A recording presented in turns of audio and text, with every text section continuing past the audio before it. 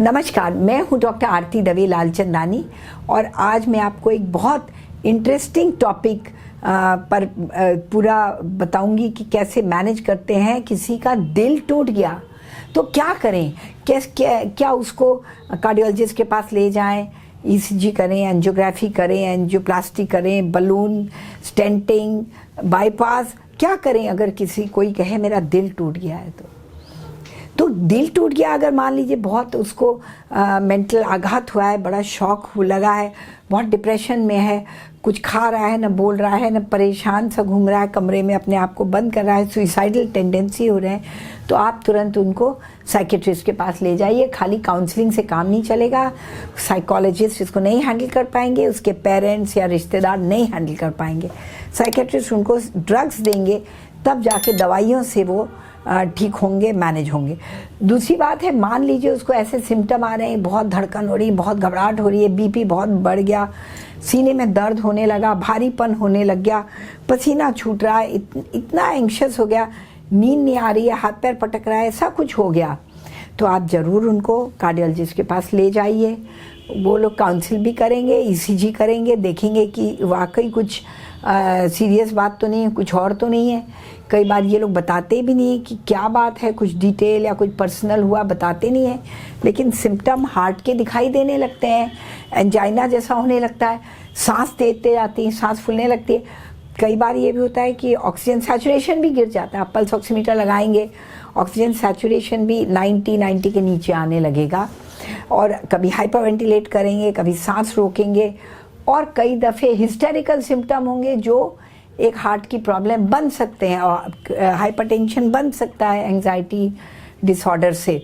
तो ये कई बार हार्ट के लिए सीरियस भी हो सकता है। इसीलिए आप ईसीजी कराइए, एकोकार्डियोग्राफी, डॉपलर कराइए, पर इतनी जांच पे रुक जाइए, कोई ज़रूरत नहीं है आगे एंजियोग्राफी या कुछ कराने का। इसमें जो कुछ है उसको ट्रीट कर सकते हैं ट्रैंक्विलाइज़र से।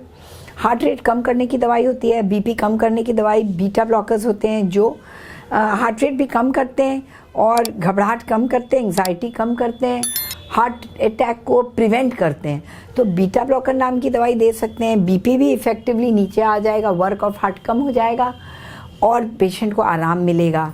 तो इस तरह से आप हैंडल कर सकते हैं दिल टूटने को। पर लाडली ये दिल टूटने के लिए सबसे बढ़िया तो है काउंसलिंग, और खुद जो इसके पेशेंट हैं उनका जब आप मोराल ऊपर करेंगे, खुद को उसको हैंडल करना समझेंगे, सीखेंगे कि दूसरों से कोई आउटसाइड चीज़ से कोई एक्सट्रेनियस कॉज हो जो हमें अफेक्ट करे, तो ये तो एक बहुत कमज़ोर व्यक्ति की निशानी है।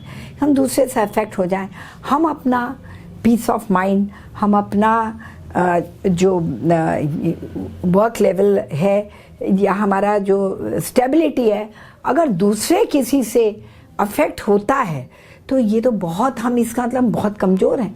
दूसरे के हाथ में हम चाबी दे देते हैं अपने ब्रेन की, अपने माइंड की, और दूसरे पे डिपेंडेंट हो जाते हैं।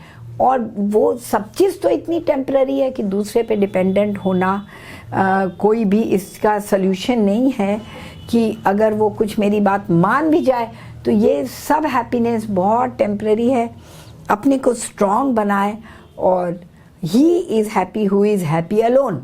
तो अपने आप में रहना सीखें, at peace with yourself. और जब अपने से प्यार नहीं है, अपनी कंपनी आपको नहीं पसंद है, अपने से समझौता नहीं हुआ, तो फिर आपको दुनिया में कोई भी खुश नहीं कर सकता।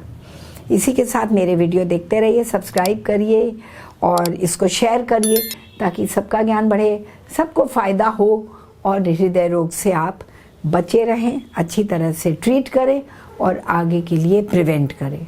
नमस्कार।